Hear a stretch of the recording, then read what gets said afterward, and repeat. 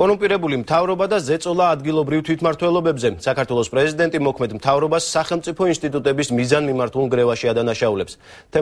თემას თამარ გოგესაშვილი განაგრძობს. თამარ, რაზე დაყრდნობით გააკეთა პრეზიდენტმა ასეთი განცხადებები? მიხეილ სააკაშვილმა პოლიტიკური განცხადებები რუსთავში საკრებულოს ნაციონალური მოძრაობის წევრებთან შეხვედრაზე გააკეთა.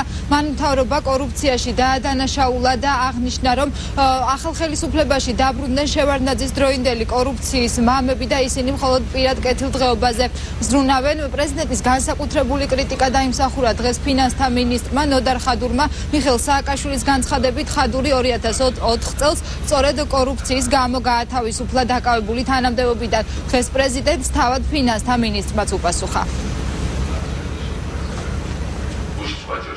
ერთ თვეში მე დავინახე უფრო მეტი შეცდომა, ვიდრე ჩვენმა მთავრობამ გააკეთა 8 წელიწადზე მეჩში. მაგრამ განსხვავება ჩვენ მთავრობასა და ამ ჯგუფს შორის არის ის, რომ ჩვენ ვიცოდით ქვეყანა სად მიყვავდა. რა არის კარგი, რა არის ცუდი, თვითონ ხალხმა ნახოს რა არის კარგი, ცუდი. ნახოს ვინ ჯობია ჩემ მიერ გაგდებული კორუფციისთვის 2004 წელს ხადური თუ ჯაბა ებანოიძე. კახადამენია თუ კიდევ ვიღაც სუბიექტები, რომელიც იქნება მთავრობაში. ნახოს ხალხმა განსხვავება. ხო დავავიწყდათ, კარგად დავავიწყეთ ჩვენ ეს ხადურები. ნახო როგორები არიან ეს ხადურები. მე კორუფციის გამო არ განთავისუფლებული ვარ, ამის კადრები არსებობს როგორც განთავისუფლა და რაფორმითაც.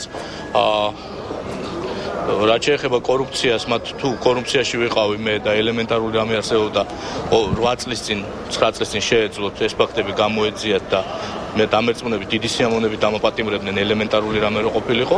რაც შეეხება შეჩერებას, არც ერთი სოციალური პროექტი არ არის შეჩერებული.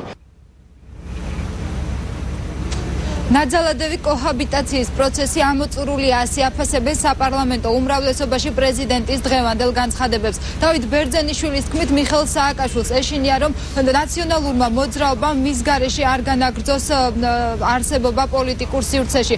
ბერძენიშვილი ამბობს, რომ იმ შემთხვევაში თუ პოლიტიკური პარტია ასპარეზს განაგრძობს მიხეილ სააკაშვილთან ერთად, მას იგივე რეიტინგი ექნება, რაც ჰქონდა აღორძინებას და მოქალაქეთა კავშირს. პრეზიდენტის განცხადებებს დღეს რუსთავის მაჟორიტარი დეპუტატი ზვია ძიძიგურიც გამოეხმაურა. იგი ბატონმა სააკაშვილმა ორთვიანი ნაძალადევი კოჰაბიტაციის ტერმინოლოგიური ეპოქა მოწურა და დაუბრუნდა იმ ტერმინებს, რითიც ის აზრდა ქართველი ხალხის წინაშე 1 ოქტომბრამდე და რაზეც ქართველმა ხალხმა მას უთხრა პოლიტიკური უარი. სამწუხაროა, როცა ამ თანამდებობაზე მას რამდენიმე თვე კიდე აქვს შერჩენილი და ის მეტყველებს არა როგორც ქვეყნის პრეზიდენტი, არამედ როგორც დამარცხებული პოლიტიკური ძალის გაბრაზებული ლიდერი. უნდა გითხრათ, რომ ჩვენ საკმაოდ დიდი ძალისხმევა დაგვჭირდა იმისათვის, რომ რუსთავში რაღაც საპროტესტო გამოსვლა არ ყოფილიყო. ამიტომ თუ ვინმეს გონია, რომ უმრავლესობა საქართველოს ესე იგი პოლიტიკური კოალიცია ქართული ოცნება ორგანიზებას იმას უწევს, როგორ დაახვედრონ საპროტესტო აქციები ან აღელვებული ადამიანები მიხეილ სააკაშვილს, პირიქით გვიწევს ჩვენ საქმიანობა. პირიქით გვიწევს ძალისხმევის დაძაბვა. მიხეილ სააკაშვილმა საქართველოს მთავრობა სახელმწიფო ინსტიტუტების მიზანმიმართულ ნგრევაში დაადანაშაულა. მან ადგილობრივი თვითმმართველობების წარმომადგენლებს მიმართა, მე არ მოგიწოდებთ, რომ გაგებით შეხვდეთ თვითმმართველობებზე განხორციელებულ ზეწოლებს, თუმცა იყავით მხნედ და ორგანიზებულად ძალა ერთობაშია. ეს იქნება ჩემი მთავარი მიმართვა ყველა საკრებულოსთვის, განაცხადა მიხეილ სააკაშვილმა. მადლობა, ეს თამარ გოგესაშვილი იყო.